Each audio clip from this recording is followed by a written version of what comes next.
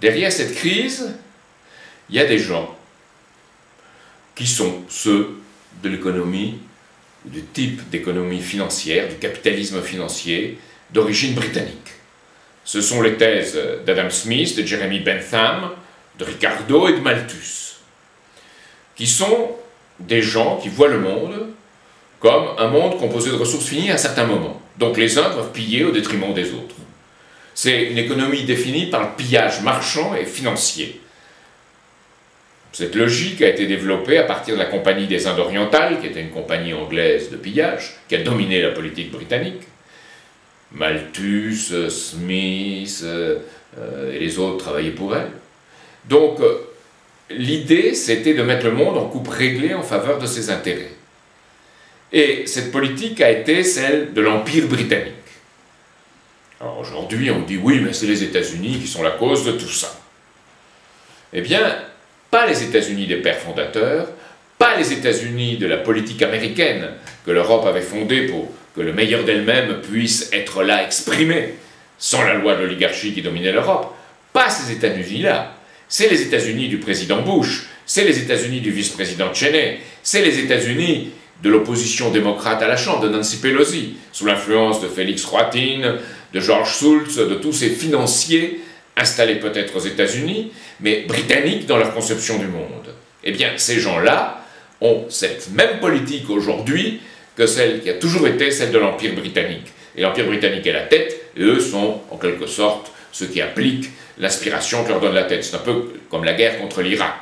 C'est autour de Tony Blair que cette guerre contre l'Irak a été préparée, qu'on a fait des faux qui ont justifié cette guerre en disant qu'il y avait des armes de destruction massive, qu'il y avait des liens avec Al-Qaïda, qu'on achetait de l'uranium au Niger. Et après, les Américains ont suivi George Bush, et Cheney surtout le voulait bien, bien entendu. Mais la chose a été conçue depuis l'entourage de Tony Blair en Angleterre. Et c'est une chose qu'il faut savoir pour comprendre ce qui se prépare aujourd'hui. Ce qui se prépare aujourd'hui, c'est une sainte alliance transatlantique, dans la logique de l'Empire britannique. C'est les pays transatlantiques, c'est-à-dire la Grande-Bretagne avec les États-Unis et l'Europe occidentale et les pays du Commonwealth, contre les pays nouveaux, contre l'Argentine, le Brésil, la Russie, l'Inde et la Chine. Et surtout la Russie, l'Inde et la Chine. Et l'on voit toute une série de provocations dans le monde, de cette force britannique qui sont comme un incendiaire, qui sème le feu partout, un peu comme avant la guerre de 14, on l'avait vu dans les Balkans, maintenant c'est à l'échelle du monde, on le voit au Zimbabwe, on dit le Zimbabwe c'est l'affreux Mugabe. Et il y a une pénurie alimentaire, c'est dû à l'affreux Mugabe. Mais à Haïti, il y a une pénurie alimentaire, peut-être encore pire. Et on dit, est-ce qu'on dit que c'est les affreuses Nations Unies qui sont à Haïti? Est-ce qu'on dit que c'est les affreux Américains qui sont à Haïti? Est-ce qu'on dit que c'est la logique britannique? Non. Non. Donc voilà comment il faut se poser les questions. Alors on allume des feux, les feux sont allumés au Proche et Moyen-Orient, ils sont allumés au Tibet, ils sont allumés au Zimbabwe, ils sont allumés un peu partout, il y aura ces crises et ces émeutes alimentaires. Donc voilà ce qui est derrière tout ça. Et voilà la logique économique, la logique financière qui est derrière tout ça. On peut l'appeler capitalisme financier, moi je préfère féodalisme financier, féodalisme de pirate.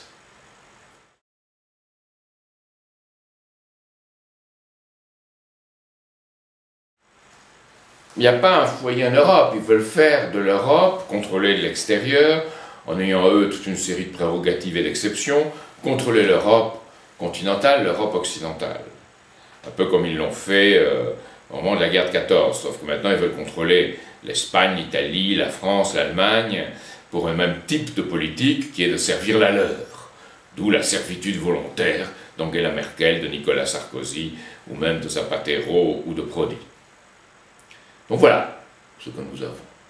Alors, ça passe, c'est enregistré, pour ainsi dire, dans ce fameux traité de Lisbonne que Sarkozy a fait voter à toute vitesse par le Parlement. Ce qui est scandaleux. Voilà un Parlement qu'on a fait voter, alors qu'il n'a eu ni le droit à l'initiative, la loi n'a pas été élaborée, le traité n'a pas été élaboré au sein du Parlement, ni européen, ni français, et il n'y a pas eu de possibilité d'amendement. C'est à prendre ou à laisser. On l'a fait prendre. Alors ce traité de Lisbonne est un traité qui ne permet pas de sortir de ce système, qui ne permet pas de sortir de cette crise. C'est ce qui est le plus grave dans ce traité. Pourquoi? Parce qu'il y a deux dispositions qui pour moi sont absolument fondamentales.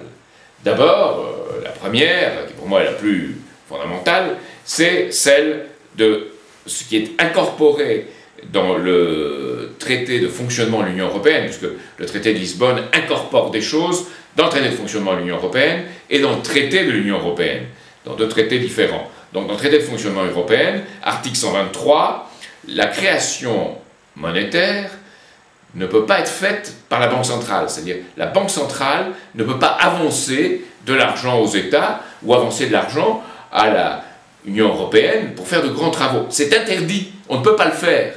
Il n'y a que l'impôt et l'emprunt, point final. On ne peut pas faire ce qu'on a fait au moment du plan Marshall, c'est interdit. Donc, que font les États? Soit ils font rien, soit ils empruntent auprès de qui? Auprès des banques, avec des taux d'intérêt élevés, qui font la dette.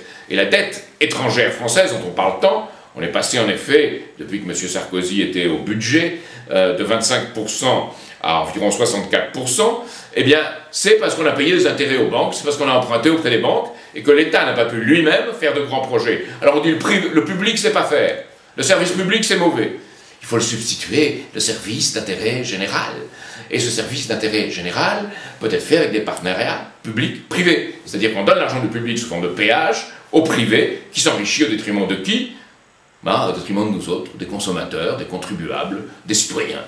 Et si vous voulez un exemple de ça, vous l'avez, Northern Rock, on sauve une banque avec l'argent des citoyens. Bear Stearns aux États-Unis, on donne 30 milliards pour sauver Bear Stearns, la réserve fédérale avec l'argent des citoyens, et on a la même chose en France ou partout ailleurs. On va le faire bientôt pour l'immobilier en Espagne, vous verrez. Une grande crise très grave de l'immobilier en Espagne. Donc ce traité de Lisbonne empêche de faire une politique de grands travaux, une politique de développement. Jacques Delors avait dit il faudra 35 grands travaux en Europe, avec des transports à grande vitesse, on en a fait 5. Pourquoi? Parce qu'il n'y avait pas l'argent. Parce que Delors lui-même avait créé un euro qui est un euro malthusien. Alors on dit ça protège contre l'inflation. Ouais, avec une variable d'ajustement qui est les salaires, et qui vont baisser les salaires. Quelle grande réussite, quelle grande percée sociale, n'est-ce pas? Enfin, il y a, dans le traité de fonctionnement de l'Union européenne, l'article 42 avec ses paragraphes 2 et 7, qui pratiquement disent les pays de l'Union européenne qui sont membres de l'OTAN appliquent les lois de l'OTAN au sein de l'Union européenne. Et Bernard Kouchner dit l'OTAN et l'Union européenne, en gros, c'est deux piliers de la même chose. Et Nicolas Sarkozy dit la France réintégrera le commandement intégré de l'Union européenne, dont De Gaulle était sorti en 1966. Donc disons-le clairement, hein, on se soumet à l'OTAN. Alors les socialistes ont fait une excellente motion de censure, que moi-même j'aurais voté. Mais ils oublient de dire une chose, qu'en 1966, il y avait un certain François Mitterrand qui avait attaqué le général de Gaulle pour être sorti de l'OTAN et qui avait dit c'est très bien d'être intégré dans l'OTAN. Donc les socialistes sont devant une certaine contradiction et ils devront l'avouer. S'ils font cette politique-là, peut-être devront-ils prendre quelques ménagements avec les portraits de François Mitterrand qui figurent ici ou là dans leurs locaux, par exemple. Donc cette hypocrisie dans la politique française, hypocrisie de M. Sarkozy, qui après être allé en Angleterre, on peut l'appeler Sir Nicolas Sarkozy, et Lady Carla Bruni, ils ont le droit, ils ont été décorés pour ça, ils ont fait ce qu'il fallait pour ça. Donc il faut sortir de cette hypocrisie-là, enfin.